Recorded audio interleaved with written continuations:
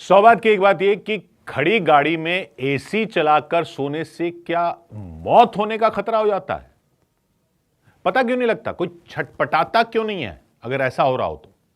क्योंकि ऐसा कई जगह हो चुका। इस बार अभी गाजियाबाद में हो गया, उधर जयपुर में एक डॉक्टर के साथ हो गया। 30 साल के सॉफ्टवेयर इंजीनियर गाजियाबाद में अखिलेश पुरोहित, वो अपनी पत्नी को लेने देहरादून के लिए निकले थे, लेकिन बाद में कार में उनका शव मिला। ऐसे ही डॉक्टर का हुआ राजस्थान में। तो पुलिस को आशंका है वो रास्ते में कार रोककर एसी चालू करके सो गए होंगे। शायद उन्होंने शराब पी हुई थी और गाड़ी की खिड़कियां बंद थी, तो उनकी गाड़ी में मौत हो गई। तो यह सबको समझने की जरूरत है कि ऐसा कैसे हो जाता है। क्या शराब पी हुई थी इसलिए पता नहीं चला, या कोई और वजह होती है? क्योंकि इससे पहले भी कई बार ऐसी खबरें आ चुकी हैं, लेकिन उनमें तो लोगों ने शराब भी नहीं पी हुई थी। तो खड़ी गाड़ी में एसी चलाकर सोने में ऐसा क्या हो जाता है? होता यह है कि खड़ी गाड़ी में भी एसी चलाओ तो इंजन तो चलाकर ही रखना पड़ता है, इसलिए पेट्रोल या डीजल फूकता रहता है, इंजन चलता रहता है, और गाड़ी के एग्जॉस्ट पाइप से, जो पीछे से टेल पाइप होता है, वहां से धुआं निकलता रहता है। इस धुएं में एक खतरनाक गैस होती है, कार्बन मोनोऑक्साइड। बेहद खतरनाक गैस होती है, क्योंकि इस गैस में कोई रंग नहीं होता, कोई बदबू नहीं आती, कोई गंध ही नहीं होती। यानी गैस दिखती भी नहीं है, इसको सूंघ भी नहीं सकते। अब आप कहोगे ये तो गाड़ी के बाहर निकलती है, टेल पाइप से निकलती है, पीछे से निकलती है, और लोग तो गाड़ी के अंदर होते हैं। अगर गैस खतरनाक भी है तो गाड़ी के अंदर कैसे आ जाती है? लोग तो खिड़कियां बंद रखते हैं क्योंकि एसी चल रहा होता है। तो वो गाड़ी के अंदर मर कैसे जाते हैं जब गैस बाहर निकल रही है? तो एसी के ब्लोअर से तो कोई गैस आती नहीं।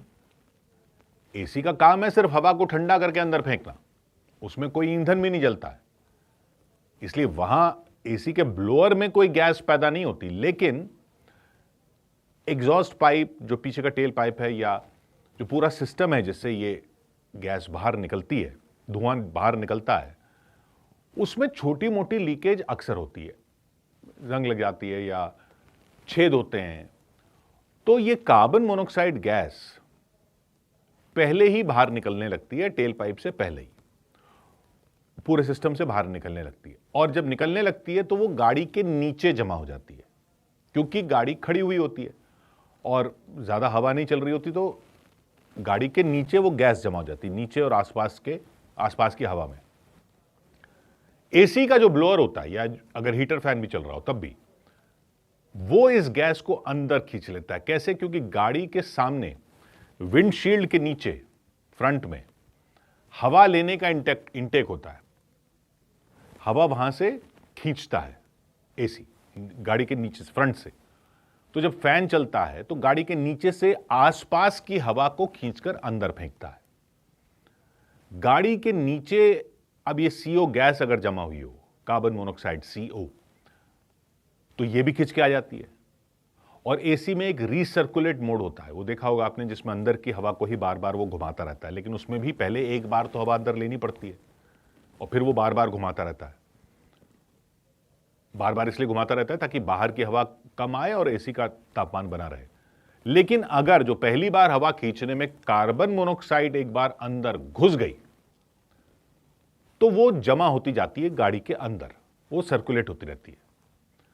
गाड़ी के फर्श में भी छोटे छोटे छेद होते हैं, वो इतने बड़े नहीं होते जो नुकसान करें दूसरा, लेकिन वो छोटे छोटे होते हैं। गैस वहां से अंदर खिंच जाती है, जंग लगे हिस्से होते हैं वहां से आ जाती है अंदर, दरवाजों की सील से भी आ जाती है। बॉडी में कई गैप होते हैं जहां से गैस अंदर आ सकती है। आखिर वो गैस है ना, वो आखिर कहीं से भी रास्ता बनाकर घुस जाएगी गैस, तो क्योंकि वैसे ही अंदर एसी चल रहा है तो हवा के प्रेशर का भी डिफरेंस है, तो वो हवा को खींच लेता है अंदर। ये गैस सोते हुए आदमी की सांस के साथ फेफड़ों में जाती है और वहां से फेफड़ों से खून में पहुंच जाती है। खून में हीमोग्लोबिन होता है, नाम सुना होगा आपने, हीमोग्लोबिन। उसका काम होता है शरीर के हर अंग तक ऑक्सीजन पहुंचाना। तो हीमोग्लोबिन के साथ चिपक के ऑक्सीजन शरीर के हर अंग तक पहुंचता है। लेकिन कार्बन मोनोऑक्साइड ऑक्सीजन से भी ज्यादा मजबूती से हीमोग्लोबिन से चिपक जाती है।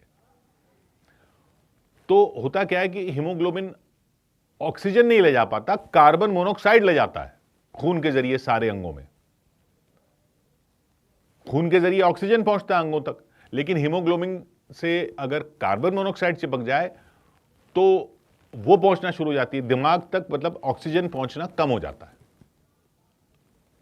दिल तक ऑक्सीजन जाना कम हो जाता है, दूसरे जरूरी अंगों तक ऑक्सीजन पहुंचना कम हो जाता है। ऑक्सीजन पहुंचना कम होता है तो भाई सवाल यह कि सोते हुए आदमी को पता क्यों नहीं चलता, क्योंकि अगर ऑक्सीजन की कमी होने लगेगी, सांस तेज होनी चाहिए, घबराहट होनी चाहिए, नींद खुल जानी चाहिए, ऐसा क्यों नहीं होता? या वो बाहर निकलने की कोशिश क्यों नहीं करता, छटपटाता क्यों नहीं है? वो इसलिए होता है क्योंकि जो कार्बन मोनोऑक्साइड गैस है जब फेफड़ों से खून में जाती है और खून में घुली हुई ऑक्सीजन एकदम से नहीं गिरती है, धीरे धीरे खुमारी सी छाने लगती है। ऑक्सीजन कम हो रही है दिमाग में, दिल में, खुमारी सी छाने लगती है।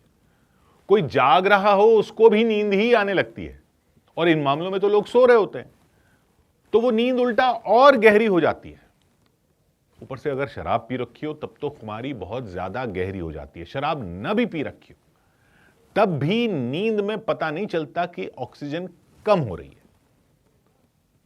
सोते हुए लोगों को पता चलना तो दूर, अक्सर शरीर में कोई चेतावनी का संकेत मिलने से पहले ही गैस का असर इतना बढ़ चुका होता है कि वो बेहोशी हो जाते हैं। धीरे धीरे दिमाग को ऑक्सीजन नहीं मिलने से व्यक्ति और गहरी नींद में चला जाता है और फिर बेहोशी आ जाती है। उसी बेहोशी में दिल काम करना बंद कर देता है, दिमाग काम करना बंद कर देता है। यानी बिना किसी छटपटाहट के, बिना किसी घबराहट के, बिना तेज सांस फूलने के व्यक्ति की ऐसे मौत हो जाती है जैसे कोई गहरी नींद में सोया हुआ हो। और यह सब कुछ मिनटों में ही हो सकता है, घंटों भी लग सकते हैं, मिनटों में भी हो सकता है। सब इस बात पर निर्भर करता है कि गैस कितनी मात्रा में अंदर घुस रही है। इसलिए कभी भी खड़ी गाड़ी में इंजन चलाकर एसी ऑन करके सोना बेहद खतरनाक है, भले ही खिड़कियां बंद हो या गाड़ी बाहर खड़ी हो। बल्कि खिड़कियां खुली हो तो उल्टा बाहर से ऑक्सीजन अंदर आने का चांस ज्यादा रहता, लेकिन खिड़कियां तो बंद ही करते हैं जब एसी चल रहा है तो। नहीं तो यह खतरनाक कार्बन मोनोऑक्साइड गैस चुपके से ऑक्सीजन की जगह ले लेती है, शरीर में कोई अलार्म नहीं बजता, नींद बढ़ जाती है, बढ़ ही नहीं जाती, वो मौत की नींद बन जाती है। इसलिए खड़ी गाड़ी में एसी चलाकर सोना सीधा मौत को दावत देना बन सकता है। 100 बात की एक बात।